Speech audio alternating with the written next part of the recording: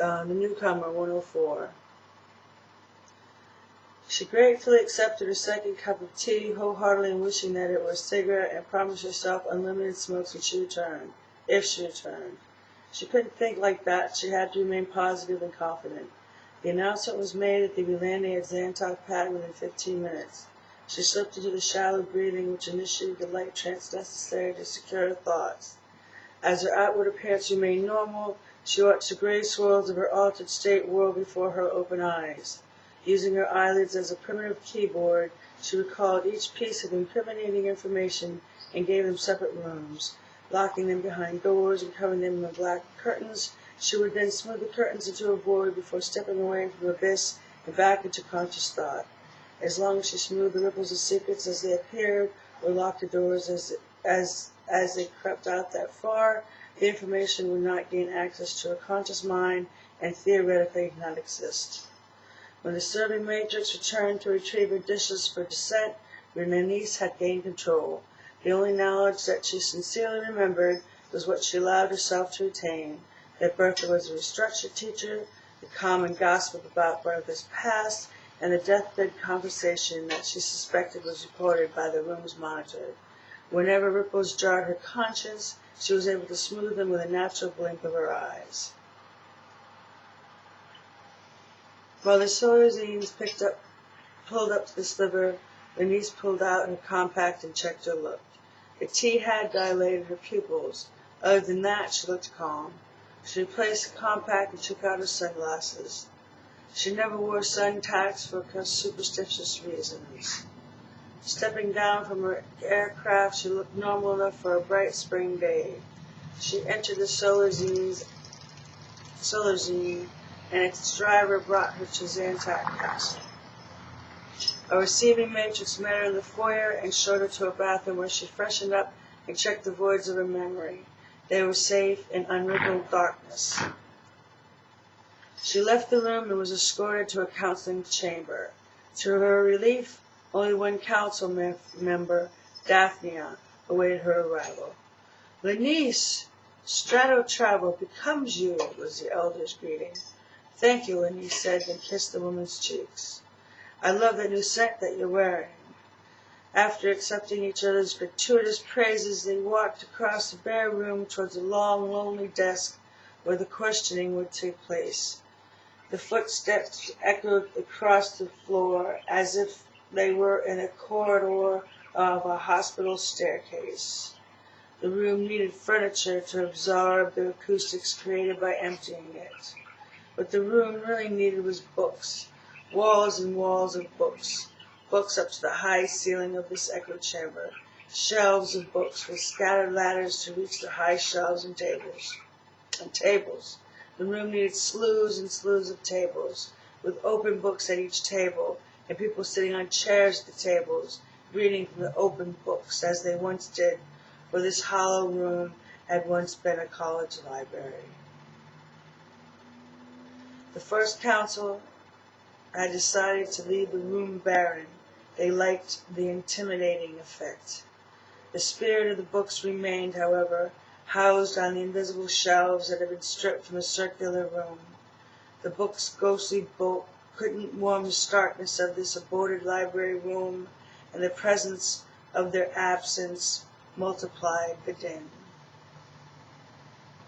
Renée sat down in front of the great desk, crossed her legs, and placed her purse in her lap, while Daphnia walked half the length behind the desk to take her seat in a chair before Lenice.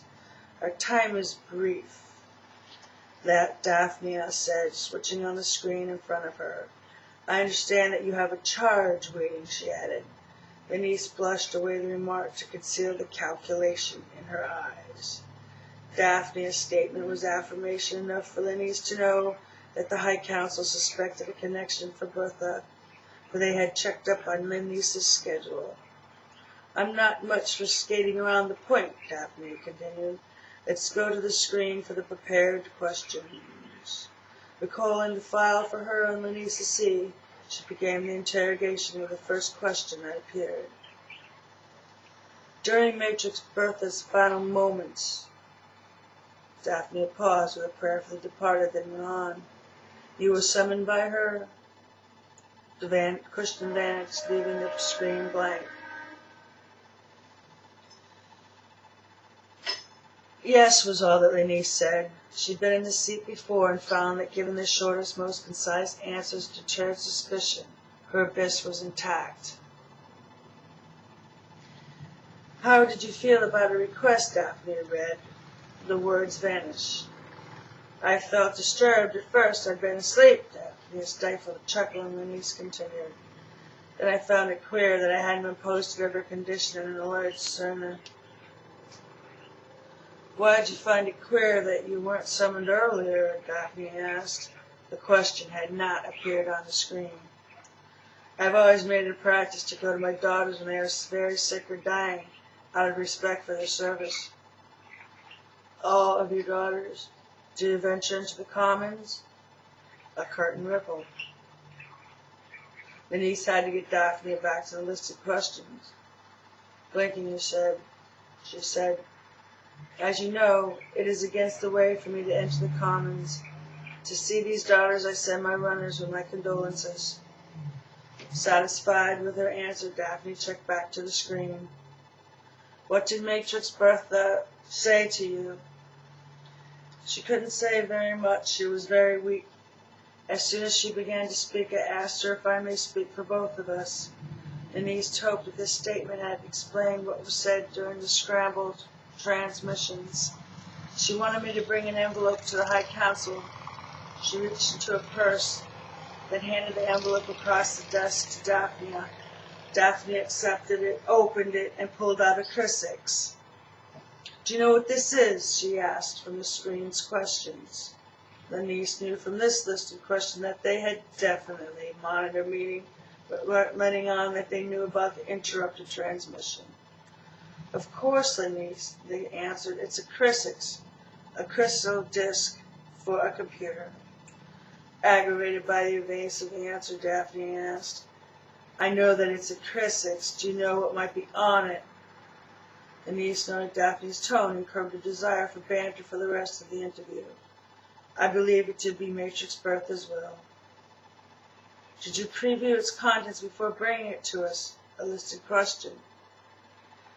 It was given to me in my daughter's hand. I believe this to mean that it was a crucifix for the High Council's eyes only.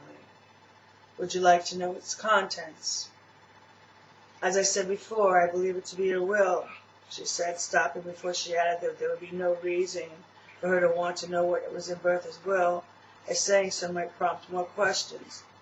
Daphne sensed Lenice's mental check. Is there any reason why you may be interested in Bertha's will? This could be a listed question. Lenice hadn't noticed, for she was busy with a rippling memory. Her abyss faded to black, allowing Lenice to answer truthfully. Besides morbid curiosity, no.